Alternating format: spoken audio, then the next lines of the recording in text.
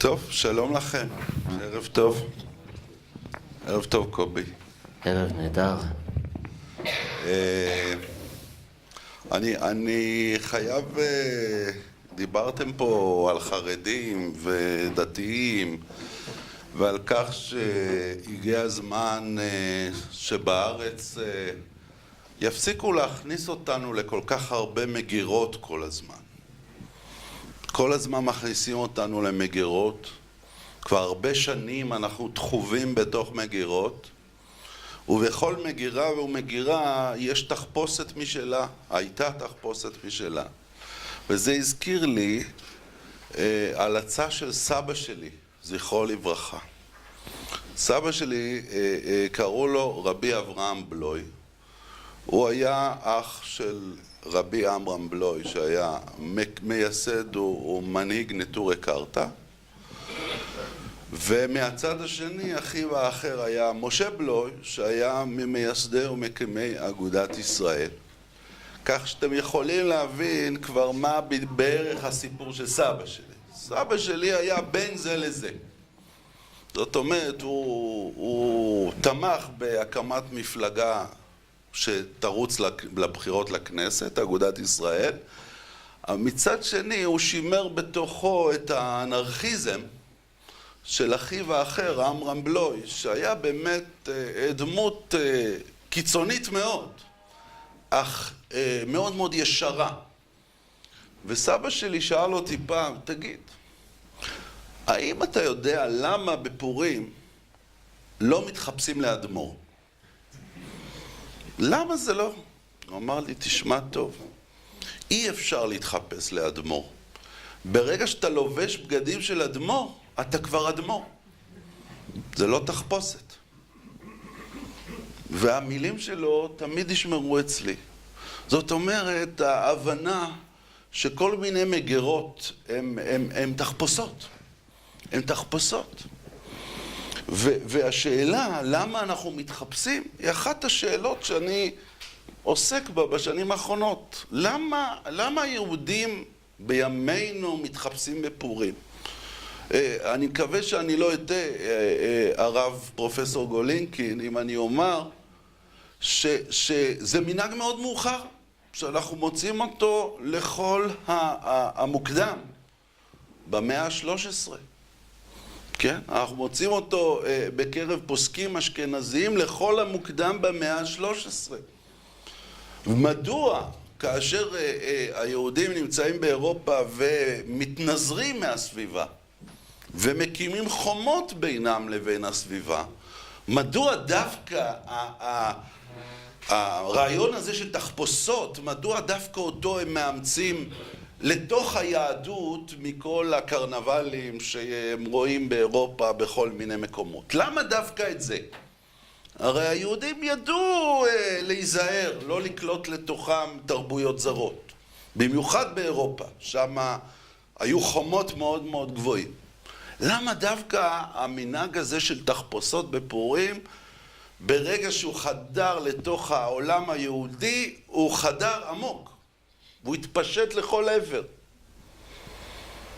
ואז זה לקח אותי למחשבה שזה אומץ על ידי התרבות היהודית, כי הוא נגע ברעיון מאוד מאוד עמוק שיש לנו, היהודים, לגבי החג הזה, לגבי חג הפורים.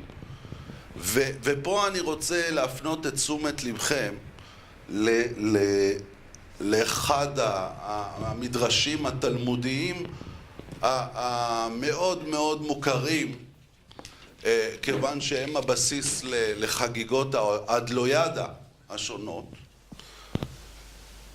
אמירה של חכם תלמודי בשם רבה במסכת מגילה, מחייו אנש לבסומי בפוריה, עד דלא ידע בין ברוך המן לברוך מרדכי.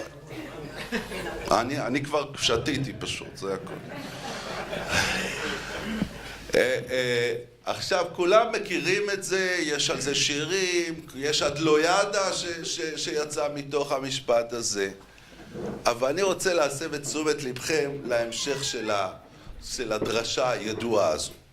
רבה ורבי זרע, שני חכמים תלמודיים, עבדו סעודת פורים בעדי הדדי. ישבו ביחד לסעודת פורים. בתר דאבסום, אחרי שהם שתו, כמו שאמר להם רבה, ככה עד דלא ידע, קם רבה ושחטי לרבי זרע. אתם שמעתם טוב. רבה, אחד מגדולי החכמים. זה כמו שאני אספר לכם שהרב עובדיה והרב שטיינמן עושים ביחד סעודת פורים, והם שותים ושותים ושותים, ואז הרב עובדיה קם ושוחט בסכין את הרב השני. או ההפך. קובי צודק, יותר הגיוני שיהיה ההפך. בקיצור, למחר, זאת אומרת, בבוקר, כאשר הם התפכחו, או מי שנותר בחיים, כן, התפכח מעינו, באה רחמי עלי ואחיי. הוא מתפלל לאלוהים שיקים לתחייה את חברו השחוט, ואכן התפילה עובדת והוא קם. לשנה אחרת, בשנה הבאה, אמר לי, אומר רבה עוד פעם לרבי זרע, לתמר ונעביד סעודת פורים בעדי הדדי. בוא עוד פעם, נשב ביחד. עכשיו תשמעו, הוא אמר לי, לאו כל שעתה ושעתה מתרחיש ניסה. או בעברית, לא כל יום פורים. מזה הביטוי, לא כל יום פורים. זאת אומרת, תודה רבה, הסתפקתי בחוויה של שנה שעברה.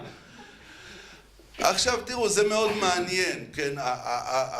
הדרך שבה התלמוד מצד אחד מביא את הקטע של כן, תשתכרו עד שאתם כבר לא יודעים מה קורה איתכם ואתם מבלבלים בין המן למרדכי, לבין הסיפור שהם מביאים אחר כך כדי להגיד, אוקיי, אבל אל תגזימו, כן? אל תביאו את זה למצב של אלימות, אל תביאו את המצב של היחסיות המוסרית שבאה לידי ביטוי בבלבול בין ארור המן לברוך מרדכי, אל תניחו לזה לגלוש לתוך פעולות אלימות. אבל המסע שלי בתוך התחפושות של פורים והאמירה המעניינת הזו שבתלמוד הביאה אותי לחקירה נוספת בתוך המקורות היהודיים בשאלה באמת מה יש פה? מה יש פה בין עד דלא ידע בין ארור המן לברוך מרדכי? מה הסיפור של החילופים האלה, כן? שהוא יום אחד הורג אותו ולמחר הוא מחיה אותו. אז אני יודע שהרב גולינקין כתב את הפסק הלכה, כמה צריך לשתות כדי להיקרא שקיימת את מצוות החג, ואתה בסוף הבנתי מדבריך שהסקת שצריך לשתות מעט ולישון אחר כך, ונאמר שבשינה החלפנו בין, אבל אני לא, זה פתרון ליטאי מדי בשבילי. אני מצטער. לכן אני אומר שזה לא בשבילי. כן, אבל אני רוצה ללכת למהלך רגע נוסף, עמוק. אני חושב שאני בכלל עוסק הרבה בלוח השנה העברי. אם אנחנו מדברים פה על התחדשות יהודית, אני חושב שלוח השנה הוא המרכיב החשוב ביותר מבחינת זהות. הוא יוצר את הזהות. מה שיוצר לילדים שלנו את הזהות שלהם, זה הדרך שבה אנחנו פועלים בתוך לוח השנה. זאת אומרת, איך אנחנו חיים את השבת, איך אנחנו חיים את המועדים, איך אנחנו חגים את מועדי ישראל למיניהם, שם בעצם אנחנו יוצרים את התשתית של הזהות היהודית של ילדינו. זו דעתי. לא רק לימוד תורה, שזה כמובן חשוב, אבל התשתית שנזרעת בתוך החיים, היא יוצרת את הזהות היהודית של הדור הבא, ולכן במסגרת עיסוקיי השונים בתרבות יהודית זה מאוד מעסיק אותי. מה אנחנו עושים בחגים, או יותר נכון, מה הסיפור שלוח השנה העברי מספר לנו? כי לוח השנה העברי מספר משהו, הוא לא רק לוח, הוא לא רק נקודות ציון ביומן שאומרים לך, היום זה פורים, מחר זה פסח.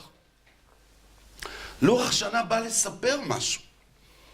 ואם כן, אנחנו צריכים גם לראות את החגים כבנויים על רצף. זאת אומרת, אם פורים הוא לפני פסח, זה לא רק מקרה כי המן עשה גורל וזה יצא לו. יש פה מחשבה מאחורי זה, יש פה סיפור שמספרים לנו. ופתאום התחלתי להסתכל על פורים כפרומו לחג הפסח בעצם. אם נדבר בשפת הטלוויזיה. זאת אומרת, לראות בפורים מבחינת הרצף שלו בלוח השנה כהקדמה לחג הפסח, כי הרי מה זה פסח? זה חירות, כולנו יודעים מה זה פסח.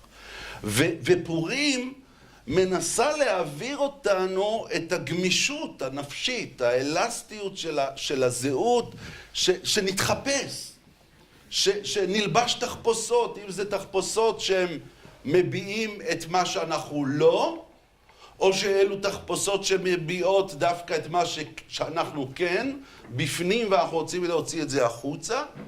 וגם מה שאנחנו מרוויחים בתחפושות, זה את נקודת העד או לא ידע הזו שמאפשרת לנו גמישות. זאת אומרת, אנחנו חיים כל החיים בתוך תבניות, בתוך אתה ככה ואתה ככה, ואתה צדיק אתה רשע, אתה יהודי אתה לא יהודי, אתה גבר אתה אישה, אתה קאבוי או אינדיאני, כן? אנחנו חיים בקטגוריות. ובא איזשהו חג שהוא לפני חג הפסח, ואומר, פה מחליפים. פה מחליפים זהויות. זה הזמן של החלפת זהויות.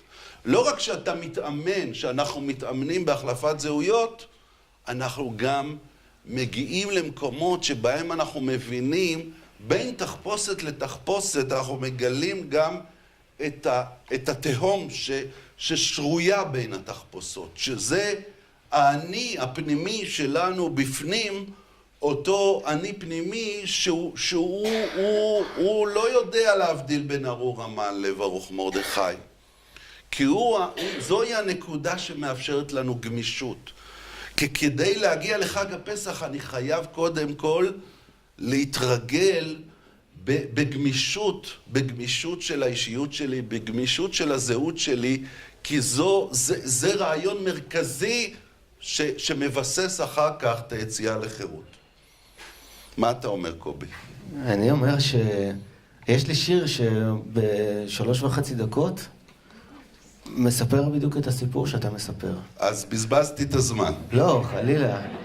אבל זה שיר על זלמן, וזלמן מגלה את הנקודה הזאת, האמורפית של מהו באמת, כי אנחנו כולנו כל הזמן בתוך הקליפות שלנו, והקליפות שלנו הם כולם, למעשה הדאווין שלנו נדבק עלינו, ואז אנחנו לא יודעים מה לעשות עם הדאווין הזה שנדבק עלינו, ואנחנו מסתובבים עם הדאווין שלנו, כל אחד עם הדאווין שלו. ופורים מקלף לנו את הדאווין, מניח עלינו דאווין רגע אחר, ואחר כך נשאר לנו זמן לבחון מה מתוך זה אנחנו רוצים לקחת, מה מתוך זה אנחנו רוצים לתת.